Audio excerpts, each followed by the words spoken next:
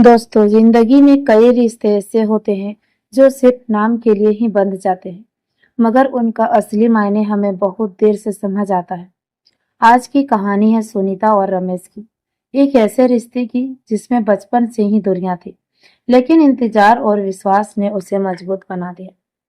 सुनीता गांव की मिट्टी में पली बड़ी एक सीधी सादी लड़की थी।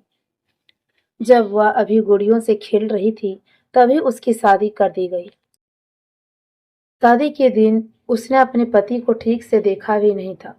बस सुना था कि उसका पति का नाम रमेश था और वो पढ़ाई के लिए शहर चले गए।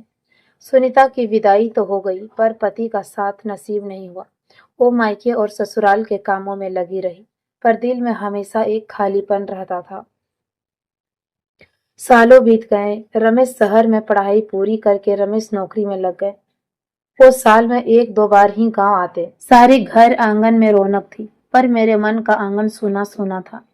कितना इंतजार किया था मैंने। सोचा था इस बार बैठकर जी भर कर बातें करेंगे रमेश से। मैंने अपनी सारी मन की बातें संजो कर रखी थी। उनसे कहना चाहती थी कि कैसे हर त्योहार पर उनका कमी खलती रहती है, कैसे हर सावन की रात में मैं उनके बिना अधूरी महसूस करती हूँ। लेकिन वो आए, मुस्कुराए और फिर काम धंधे की बातों में ही उलझ गए।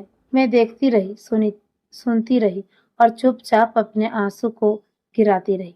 कभी कभी सोचती हूँ कि क्या मेरी बातें उनके लिए इतनी छोटी है, या फिर सच में मेरा हक बस इंतजार करने तक ही सीमित है।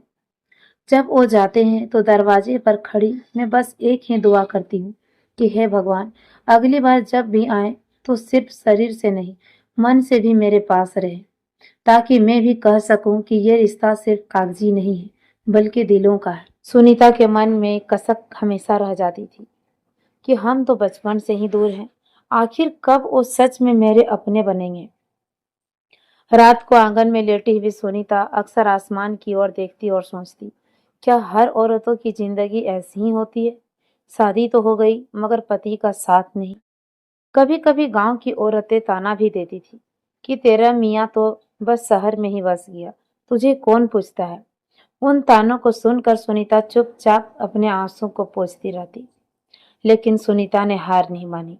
वो हर रोज ईश्वर से यही दुआ मांगती थी कि हे भगवान, हमें वो दिन दिखा दे जब ये दूरियां मिट जाए और मैं भी अपने पति का सच्चा सहारा बन पाऊं। कहते हैं ना कि वक्त कभी एक सा नहीं रहता है।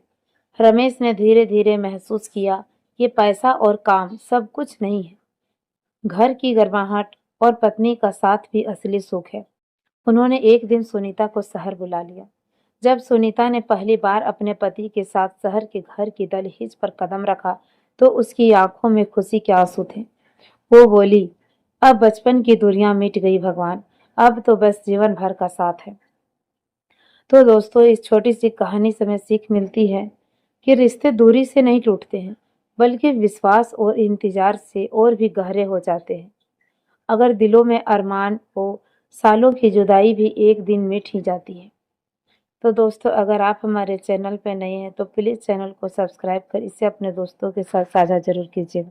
हम आपसे फिर मिलेंगे एक ऐसे ही मोटिवेशनल कहानी के साथ। तब तक के लिए टेक केयर।